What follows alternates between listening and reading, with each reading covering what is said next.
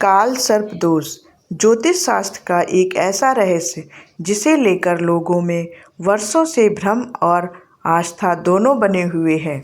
यह दोष तब बनता है जब व्यक्ति की जन्म कुंडली में सभी ग्रह राहु और केतु के बीच फंसे हुए रहते हैं। राहु और केतु को छाया ग्रह कहा गया है और ये कुंडली के ऐसे पॉइंट होते हैं जो सीधे व्यक्ति के मानसिक, आर्थिक, पारिवारिक और आध्यात्मिक जीवन पर भी प्रभाव डालते हैं।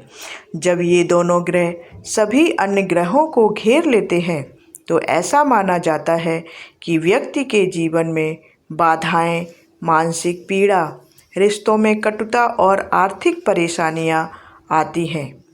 काल सर्प दोष के बारे में हम सारी जानकारी बताएंगे, तो वीडियो को अंत तक जरूर देखें।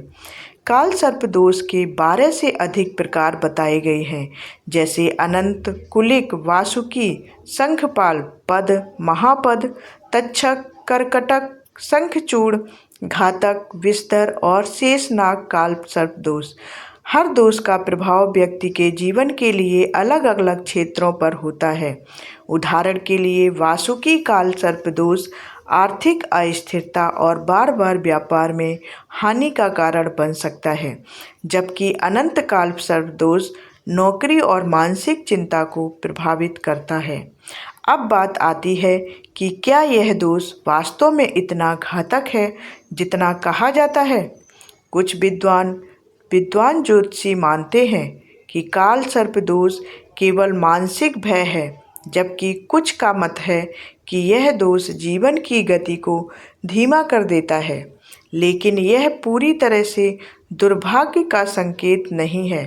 दरअसल कई ऐतिहासिक महापुरुषों की कुंडली में भी यह दोष पाया गया है, फिर भी उन्होंने अपने जीवन में महान कार्य किए। इसका अर्थ ये है कि काल सर्प दोष कोई अभिशाप नहीं, बल्कि एक चेतावनी है कि जीवन में धैर्य, अनुशासन और आध्यात्मिक अभ्यास की जरूरत है। सावन मास में इस दोष का निवारण करना विशेष फलदायक माना जाता है, क्योंकि यह महीना भगवान शिव को समर्पित है और शिव को कालों के भी काल यानी महाकाल कहा जाता है। इसलिए यह समय उपासना और दोष निवारण के लिए श्रेष्ठ माना गया है।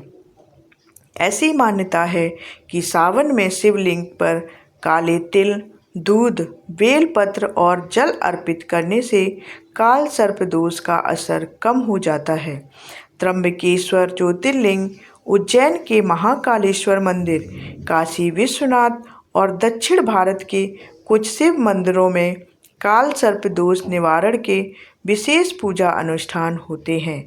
विशेषता त्र्यंबकेश्वर को काल सर्प दोष निवारण का प्रमुख स्थान माना गया है।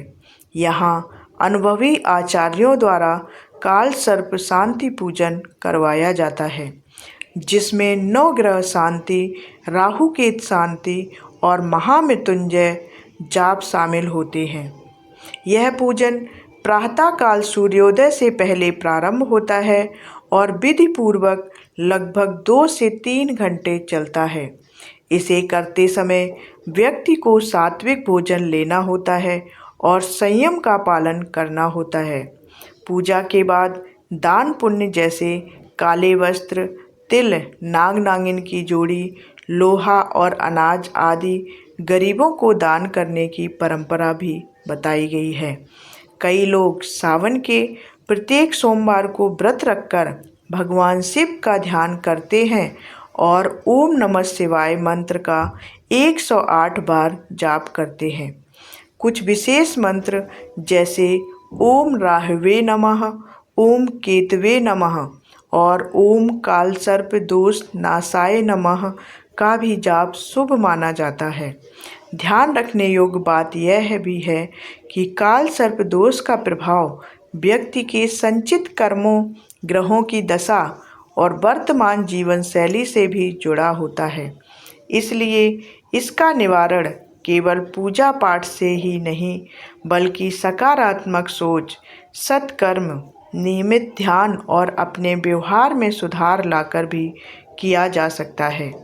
अगर कोई व्यक्ति काल सर्प दोष से भयभीत है तो उसे अपनी कुंडली किसी योग्य और अनुभवी वैदिक ज्योतिषाचार्य से जांचवानी चाहिए, क्योंकि हर काल सर्प योग दोष नहीं होता।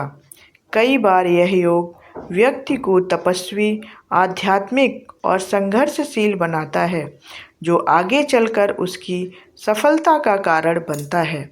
अंततः यही कहा जा सकता है कि काल सर्प दोष कोई अंत नहीं है, बल्कि एक चेतावनी है कि अब तुम्हें अपनी आत्मा की आवाज़ सुननी है, शिव की शरण में जाना है और अपने भीतर के विष को शिव की तरह पीकर अमृत में बदलना है। और सावन का वह महीना है जब शिव अपने भक्तों की पुकार को सबसे पहले सुनते हैं। ऐसे में अगर श्रद्धा, विश्वास और सही मार्गदर्शन हो तो काल सर्प दोष भी जीवन में शक्ति, शांति और साधना का द्वार खोल सकता है। अगर आपको यह वीडियो जानकारी पूर्ण लगा हो तो लाइक करें, जानकारी अच्छी लगी हो तो लाइक करें, कमेंट में ओम नमः शिवाय ज़रूर लिखें और इस रहस्य को अपने दोस्तों तक पहुंचाएं। और याद रखिए, हर दोष का समाधान तब शुरू होता है जब आप शिव की शरण में आते हैं। तो जय भोलेनाथ और कमेंट में हर हर महादेव ज़रूर लिखें।